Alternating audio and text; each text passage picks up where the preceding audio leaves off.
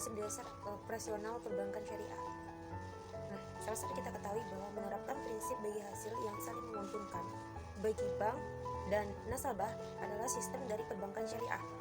Pelaksanaannya didasari oleh hukum syariat Islam, menonjolkan aspek keadilan dan kejujuran dalam berinteraksi, investasi yang beretika, mengedepankan nilai-nilai kebersamaan dalam berproduksi dan menghindari kegiatan spekulatif dan berbagai transaksi keuangan.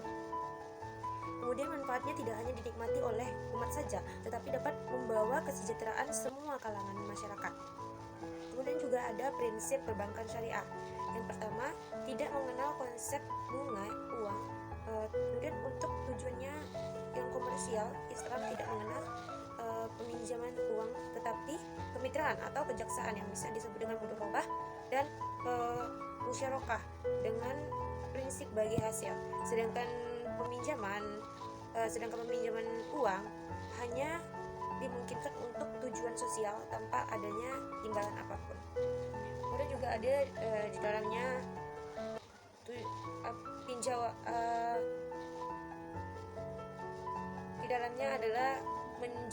di dalamnya menjalankan operasional bank syariah itu memiliki beberapa fungsi.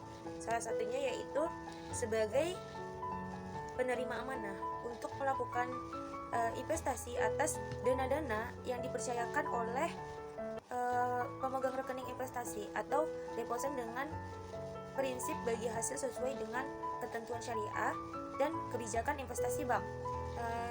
Selanjutnya sebagai pengelola investasi atas dana yang dimiliki oleh pemilik dana atau pemodal yang bisa disebut dengan sahibul mal sesuai dengan arahan investasi yang dikehendaki oleh pemilik dana atau pemodal. Dalam hal ini, bank itu bertindak sebagai manajer investasi. Nah, sebagai penyedia jasa lalu lintas,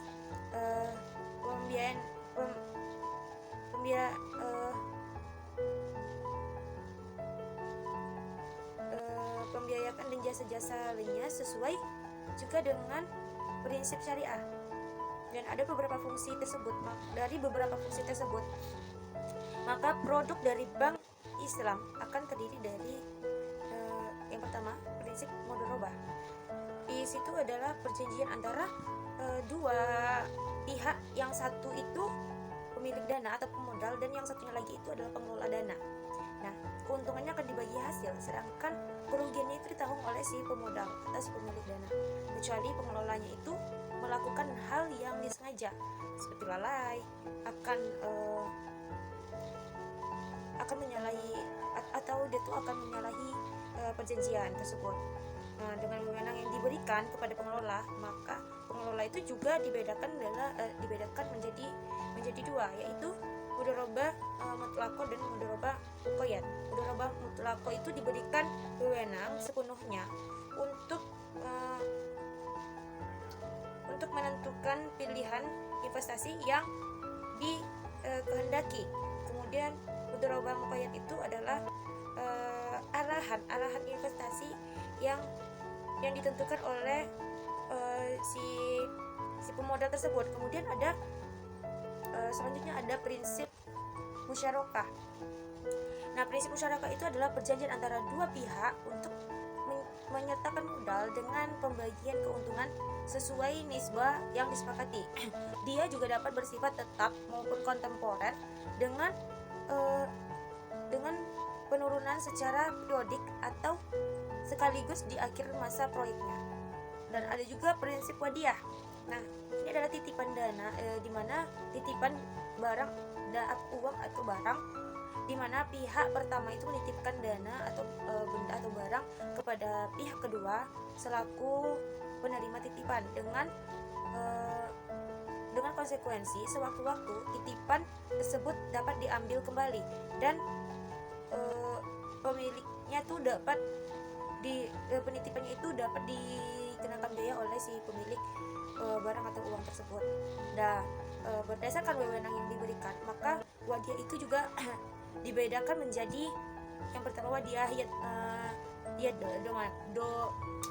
domanah, ini adalah penerima titipan berhak mempergunakan dana atau barang titipan tanpa imbalan dan atas kesepakatan yang diambil setiap saat diperlukan. Contohnya seperti tabungan, nah giro, kemudian deposito, dan ada juga wadia amanah.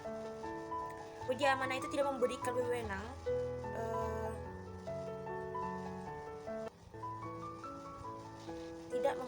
wewenang kepada penerima titipan untuk didaya gunakan barang atau uang atau dana yang dititipkan. Nah, kemudian ada prinsip jual beli yang terdiri dari